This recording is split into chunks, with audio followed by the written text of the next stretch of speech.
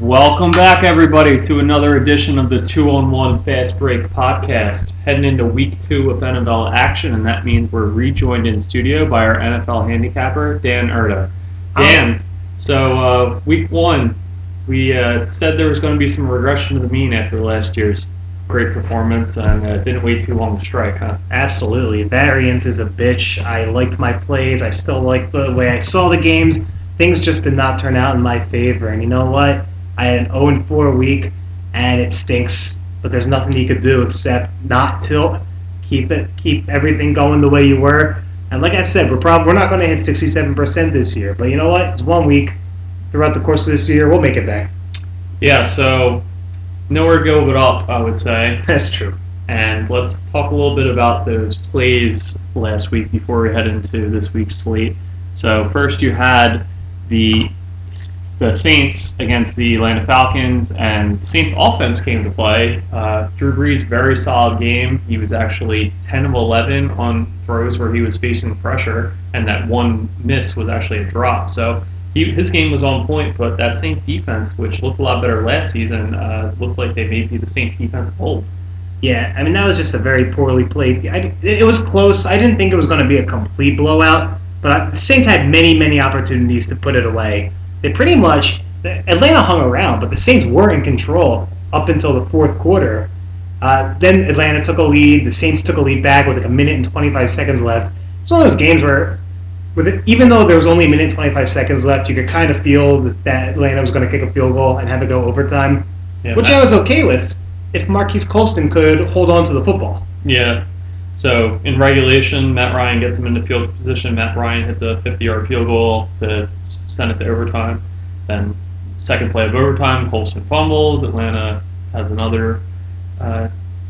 has the ball in great field position. All they do is score to win it, and another 50-yarder from Matt Bryant. So, and Matt Bryant came to play, although indoor field goals don't count, but I don't know. I think they'll count at the end of the regular season when they talk about playoff positioning. Obviously, 50-yarders to tie and to win the game are very clutch by him. That'll play. And I joked all morning about hedging off and taking the money line with Atlanta or something like that, and I just didn't. I went with the plays because I had good value in the line. Yeah. And I like it. I still think that if Marquise Colston holds on to the ball, the Saints score on that drive. And obviously that doesn't end the game because of the new overtime rules. But yeah, it stinks. It was a little closer than I thought. I still think the Saints should have won the game. I agree. Any sort of better performance from their defense, just being average even, and they certainly win that one. The Saints credit Matt Ryan though. What a game! Yeah, over 400 yards. Certainly a bounce back beginning to the season after the down year last year. Lost a lot of his weapons on offense, lost a couple of linemen, and everybody kind of wrote him off, even though a lot of the stuff wasn't really under his control. So it looks like he's back on track this season, and good start for him and that Atlanta offense. So yeah, I mean, the theme of today is we're going to talk about what to expect going forward. Week 1 always causes a ton of overreactions, and you have to decipher what's real and what's a fluke. And if Atlanta plays the way they played on Sunday, they're going to be the team to take that division. But the question is, was it a fluke, or is this what's going to be for this year? Right. You don't want to toss all of your preconceived notions that you build up over the offseason. You don't want to toss them out the window just because of one game. Right. So, speaking of preconceived notions, everybody kind of thought Carolina was the team that was going to drop off this season. But even with Cam Newton out of the lineup, Derek Anderson was able to win in Tampa, and you were on Tampa last week. What happened there? Nothing like 4.5 points of line value down the drain. What happened there is Carolina didn't beat Tampa Bay. Tampa Bay gave the game to Carolina. I will say this. Even though Tampa Bay played terribly, Carolina took the lead early, held it for most of the game. In the fourth quarter, with 2 minutes left, Derek Anderson did exactly what you expect Derek Anderson to do, which is throw a duck right into the hands of a defender who had the entire field to catch it and run for a touchdown to win the game, and he drops it. It was a game-winning pick six. If it was a Matt Schaub ball, it absolutely went the other direction. But makes you wonder what the heck he's doing throwing the ball in that scenario anyway. In that situation, that's the last thing you want to do is throw one of those those balls that the defender can make a jump on like that and have the whole field in front of them. I mean, we're 1 week into the season, and we have my Super Bowl futures team's quarterback out for the year, and that team looking like the worst team in the NFL, let alone a playoff contender. Yep. We have Marquise Colston fumbling in overtime, and we have this defender dropping a gift pick six. So it's not from Derek Anderson. From Derek Anderson, the second string quarterback that was filling in at the last minute. And Josh McCown looked terrible. Doug Martin is terrible. Doug Martin is the third best running back on that roster right now. Yeah, Bobby Rainey came in. He looked very good. Martin did deal with an injury, so maybe that hampered him a little bit. I guess we'll see going forward. But it's starting to look like Doug Martin being good was more of a fluke than Doug Martin stinking. Yeah, he had the one good year 2 seasons ago. Didn't look good last year, and certainly not a good start to the 2014 season for him. So we'll have to see which Doug Martin comes to play going forward. I was a little bit high on Tampa Bay coming into the year. I thought this could be a nice bounce back year. And like we said, we have to put everything into perspective and think about the long run. But after that performance and seeing McCown not really running the offense all that well, that's something that I'm not so sure of. Okay. So that was the second L on the ledger last week. Another one with your 2-team teaser. You had Denver got their end of the teaser done just fine. Yes. Pretty much what we expected. Broncos threw all over the injury ravaged and just not good Indianapolis defense, and then Luck came back and got a few garbage touchdowns to make it look a little closer than it was, but Broncos in control of that game.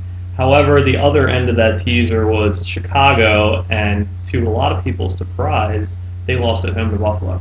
And after week 1, not only did I lose this bet, but I'm out of our survivor pool also. Yes. The Philly Pass Break survivor pool saw its NFL handicapper fall in week 1. Which, man, I for the life of me, I don't understand what happened in this game. Buffalo didn't even look particularly good. They had EJ Manuel as a game manager, which was a very smart move. Yeah, to their credit, they recognized Manuel is not ready. Is he not ready or is he not good?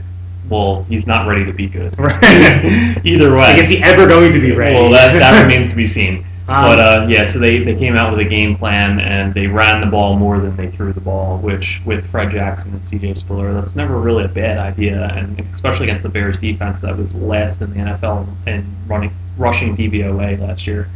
So still, if you told me that Buffalo was going to score the amount of points that they scored, I still would have taken the Bears. You got to think that Jay Cutler, with Alshon Jeffrey, with Brandon Marshall, with Matt Forte, Martellus Penn, you got to think they'd put up more points on the board. Yeah, a couple turnovers, Marshall with a fumble. Yeah, these good wide receivers with giving the ball away. Yeah, I don't know what's up. So, yeah, and then in overtime, Fred Jackson stiff-armed Chris Conte about 20 yards. that was a great run by Fred Jackson. Yeah. But once it was at that point, I'd given up, because when you're going up against the Bears defense and all you have to do is score or not give the ball back, it's okay. Chances are things will work out in your favor. I thought the only way Buffalo would even cover the 7-point spread would be if they got up 21-0 in the first quarter and Jay Cutler started thinking about things he's going to do to Kristen Cavalieri and let Buffalo creep back in for a backdoor cover. Hey, Jay Cutler's a family man. Jay Cutler is a family man. I mean, you know what? I don't even have an excuse. I don't even have a reason. I don't think Buffalo is legit. I don't think that they're going to be able to stay within reach of good teams this year. But I thought this was going to be a blowout. I agree. I really felt like the Bills just were going to be one of the worst teams in the NFL this season, and I didn't give them any chance against Chicago. So I think week 2, that's going to be a real interesting thing. Miami going into Buffalo, Miami coming off the big New England victory. I think that's going to be a real game to watch to see where those two teams are at and whether week 1 was a mirage or whether that's who those teams are. Yes, and more on that to come. Yes. So finally, your fourth play in week 1 was the Dallas-San Francisco over, and that did not cover. Was that just a case of San Fran getting ahead by too early, or? It's a combination of San Fran got up early and then milked the clock and did what you're supposed to do when you get up early. Good job by them. They looked a lot better defensively than I thought they would. But also, Tony Romo looked terrible. He did. It was just every person that's ever had anything bad to say about Tony Romo trolls him on the internet. It was their field day. They were it was Christmas for them. And I've been so big on defending Tony Romo, which is weird because I love the Eagles, I hate the Cowboys, but I've always thought that he got a terrible rap because I thought he was a good quarterback, but he was awful.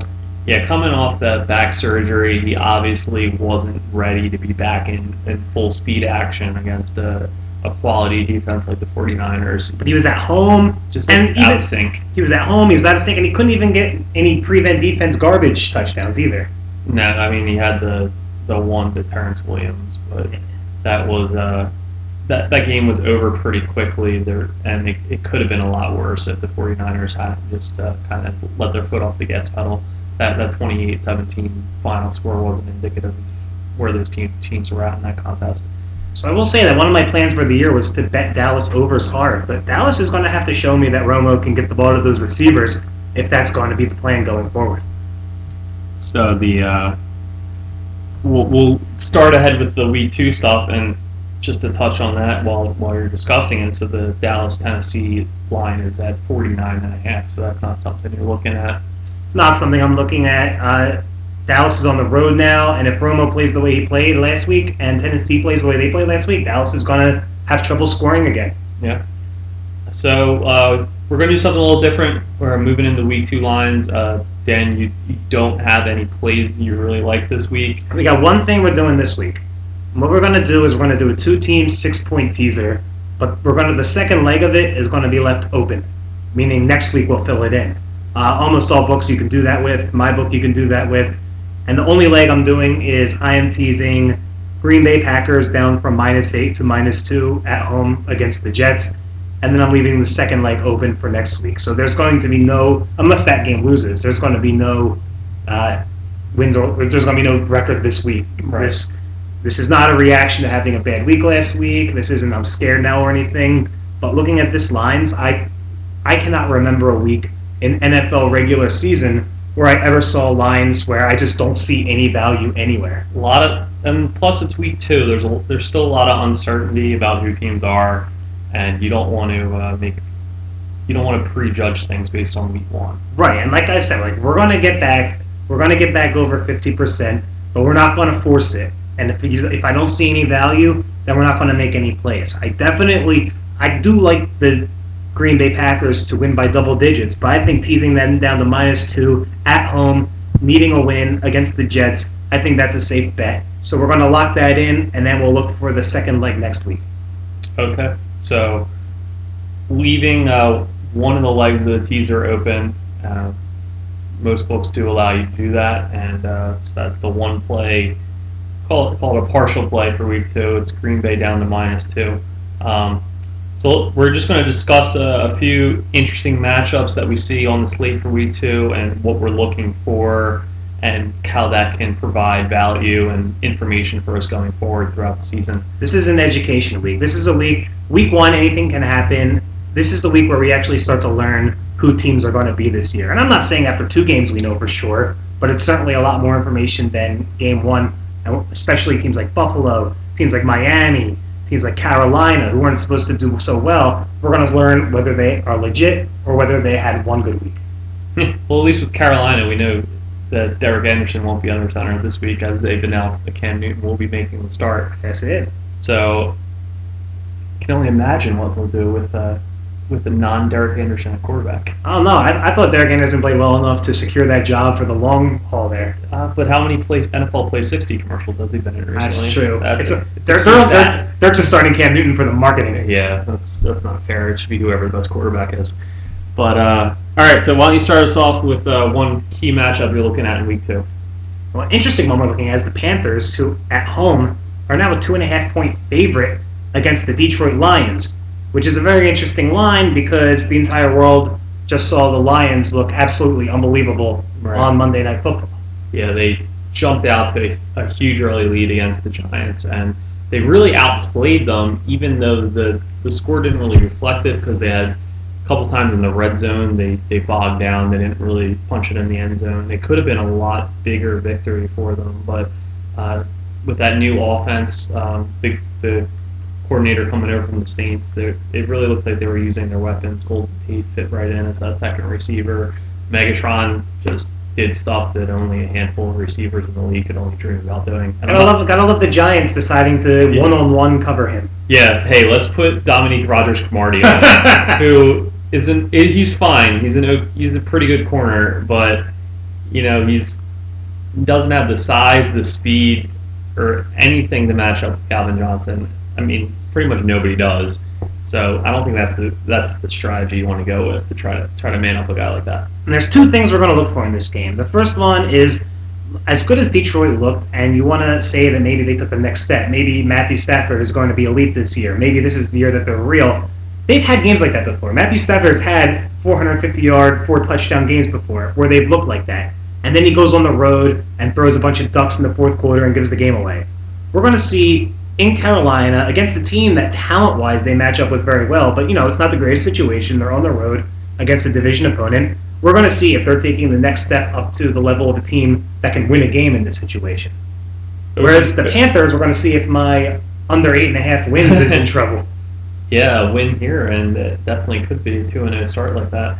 But yeah, the problem with the Lions over the years has been inconsistency. So this is going to be a good barometer of whether they're going to be the same team week in and week out, or they're going to experience those fluctuations that they have in years past with their level of performance. I do think they match up well with Carolina because the strength of their defense is that defensive line, and Carolina is one of the few teams in the league that is predominantly a running offense. Yeah. So I think out of all the teams, all the upper tier teams they could face, I think Carolina is a very good matchup for them. So I am interested to see how that one plays out. Another game I'm really interested in looking at is the New England-Minnesota matchup. Minnesota against St. Louis last week just blew the doors off them. Looked like one of the best teams in the league. Looked like that offense was clicking. They didn't even need a huge performance from Adrian Peterson. They had Patterson become I think it's the first receiver in NFL history to run for a touchdown of over 25 yards in 3 straight games. That is correct. Yeah, he looks good. Craig Jennings didn't look like a corpse, which is a marked improvement over last season. Matt Castle looked like a legitimate NFL quarterback, which also a marked improvement over last season. And that defense, looked really good, and you don't know how much that was, a Rams offense that was Sean on Hill its projected third-string quarterback. I did shout out Austin Davis last week. Yeah, the defense shouted out his name a lot, and I think he got scared about it. But he actually played okay, but it was garbage time and whatever. The Rams stink.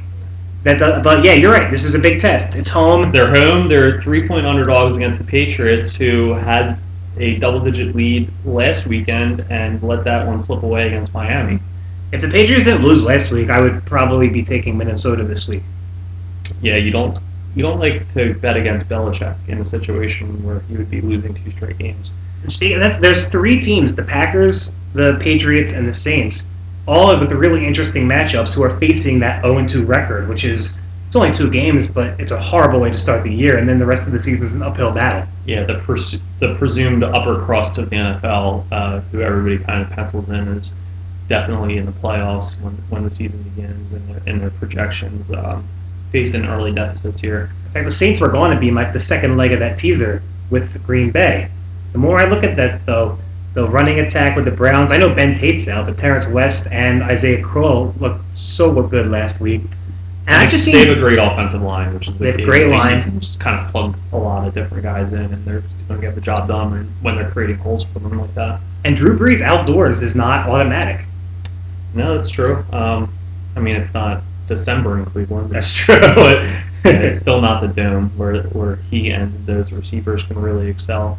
But we don't have to go into details about this game, but Miami-Buffalo will be fun to watch just to see which of those 2 teams follows up an impressive week 1 with an impressive week 2. We touched on that. Yes.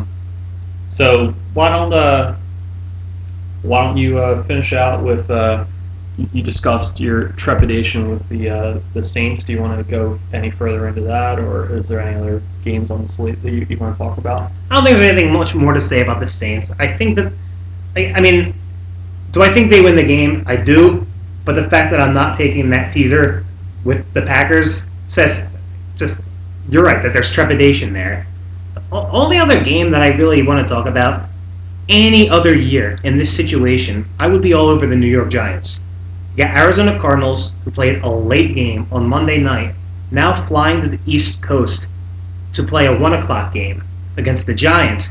This line opened as a pick-em. It's already up to Arizona -3 because everybody saw how bad the Giants looked. Yeah. I'd be on the Giants almost any time in this situation. But I think that team is so bad that even though the situation stacks up against them so much like that, I still think they're going to lose. Yeah, if anybody can overcome everything being in their favor, it looks like it's going to be this Giants team. And you can bet on Arizona because then if they lose, then you're stupid. Because why would you bet on a West Coast team going east? Basically playing 2 games within 5 days Exactly. as far as the times of the games and everything. So all these games have yeah, question marks. I don't think I could bring myself to back the Giants even though the situation calls for it. I found one interesting trend that's worth noting. It'll be the last thing I talk about this betting slate because we're doing a lot of talking about a slate that I have half of a pick so far. Yes. But one trend for those of you who like things like that, since the year 2000, road underdogs in week 2 that lost by 6 or more in week 1, who are playing teams that won by 6 or more in week 1, are 2-14 against the spread. So what teams does that qualify in week 2? Well, it qualifies Dallas, which means you would play Tennessee, and it qualifies Kansas City, which means you would play Denver. I do like Denver. That Kansas City lost Johnson, who's their best defender. Like they already had a few free agency losses on that defensive side of the ball. You know what? I do like that line. That game has like 38-13 written all over it. Yeah, and as I mentioned, the Kansas City defense just looks like it's going to be much worse than it was last season when they actually had a pretty good year. And offensively, yeah, they get Dwayne Bowe back this week from suspension, but if you're counting on Dwayne Bowe to help you stay in a game with Peyton Manning and the rest of the Broncos team, I don't think you're in a good position. You see on Monday, Jamal Charles got 7 carries on Sunday. 11 touches. And yeah. Andy Reid at his press conference said, I got to do a better job of making sure that number 7 gets the ball more. Yep. And I just, like, as a Philly fan, and as anyone else who suffered through years of that, yep. You can't help but crack up. But it was Westbrook, and then it was McCoy. We had that exact same thing. And guess what, Kansas City? Your honeymoon with Coach Reid is over. Yeah, it didn't last long. It's the first week of year 2, and already I got to do a better job is going out. So expect to hear plenty more of that, any Chiefs fans that happen to be listening, because you got a lot more coming and you're going to get sick of it very quickly. So with that'll conclude our talk of the Week 2 slate. As we mentioned, the one partial play we're going to make this week is to tease Green Bay down to -2, leave the other leg of that 2-team teaser open. Dan, you did post a futures bet, additional futures bet that you liked. You want to discuss that at all? Yeah, I'm buying into the Titans a little bit. Yeah. So my book still had 70-1. Apparently, Bodog still had them at 120-1 on Monday. Okay. So I threw a unit on it. 70-1. Why not? I think there's a very good chance they win their division, which means they would get a playoff home game too. So I might not even have to hedge right away, depending on the matchup. Or if you did hedge, then you would be getting plus odds. Right. It's not like I'd be having to lay like to hedge. I think this team looks good. Now, can Jake Locker stay healthy? That's just about as likely as Sam Bradford staying healthy for a season. But yeah. I like the talent there. I love the receivers. I love the Kendall Wright, Justin Hunter 1-2 punch. Nate Washington 1-2. Nate Washington's the deep one. I like that. Yeah. Delaney Walker's a solid tight end. It seems like they have a good defense, and it looks like they were modeling the offense almost like a West Coast style. They weren't really, Locker wasn't scrambling, and the less he scrambles means the less chance of him getting hit. And I just think the team looks decent. And the Colts are one Andrew Luck hard sack away from being a 3-13 team. Yeah, if they lost Luck, they would be one of the worst teams in the NFL. Their defense is awful. They have some good skill position players at the wide receiver position, but Trent Richardson looks terrible, and Mont Bradshaw is fine, but he's not anything special. So yeah, I saw that. I liked it, and I put a unit on it. Okay. So hopefully Jake Locker doesn't suffer the Sam Bradford fate, and your future's kiss of death doesn't turn out to be a thing. Yeah, that would be really bad. The Stefania Bell curse on the Fantasy Now podcast. Yeah. Now, I guess who would be who's the backup in Tennessee? Do you know that off the top of your head? Is it Charlie Whitehurst? Oh, I think it is Charlie Whitehurst. Okay, so they actually paid a good amount of money for Charlie Whitehurst. Okay, so this is completely contingent on Jake Locker staying healthy. Yeah. Charlie Whitehurst, like him and Matt Flynn, are just those guys that played like one good game of NFL quarterback ever, and they still are multi-millionaires. Well, Matt Flynn's Week 17 against Detroit that one year made him a very, very rich man. But he actually played well a little bit last year. He certainly played better than Seneca Wallace and Scott Tolzien for the Packers last year. I'm fine with Matt Flynn as a backup quarterback. I'm not really fine with Charlie Whitehurst. Really setting the bar high. Seneca Wallace. We're talking about backup quarterbacks. Yeah. All right. Not everyone can be Mark Sanchez. So just to get back to that Titans pick, did you happen to see what the division odds were at, and is there any specific reason you wouldn't go with the division odds? Because I have a crappy local book that only offers Super Bowl odds once Week 1 starts. Okay. There are books out there that keep the division odds throughout the year and adjust them. Okay. My book is not quite that fancy right now. All right, so if you are interested in also getting on the Titans going forward with the futures bet, take a look at your book, see if you have any divisional odds available. Depending on value, it might be a better play for you. You wouldn't have to hedge as much going forward. I wouldn't think the Titans would be a wild card team. I don't think that there's 2 wild cards coming out of that weak AFC South division. Probably not. So, but Tennessee also wasn't very good last year. They have an easy schedule too. That they do. So that's that. The Colts being very much a team ripe for the picking if a couple things break.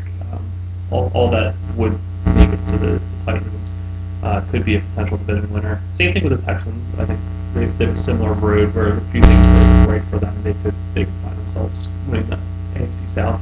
Man, that defense is nasty. Yeah, it's a shame Clowney got hurt. It really is. I really wanted to see what Watt and Clowney would do coming out on the opposite edges like that. You know, that's another. I am so stubbornly still a fan of Robert Griffin III, and I still think that was an unfair matchup. He's coming off the injury, and he's facing J.J. Watt and Jadeveon Clowney. Yeah. He didn't really have a terrible game. No, they fumbled 2 times in the red zone. Yeah. The team did. Yeah.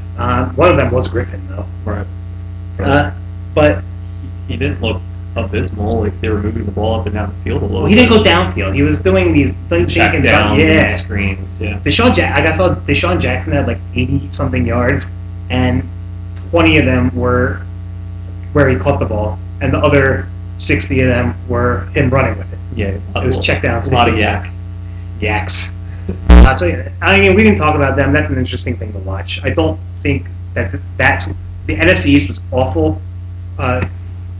Even the Eagles, but the whole division was awful. But I think of all the ones, the Washington Redskins might be the one that was a little misleading, and we might.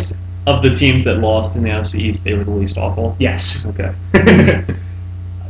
Either way, I like the Eagles' chances in that NFC East division. Yes. All right, so that's our Week 2 discussion. Leaving that teaser open with 2-team teaser getting Green Bay down to -2, and take a look at Tennessee. They certainly have an easy schedule. They look good in Week 1, and if their quarterback stays healthy, they have a lot of young threats at the wide receiver position. They could be a team to watch in the AFC South. So take a look at that one. And until next week, thanks for listening, guys, and we'll talk to you soon. See you guys.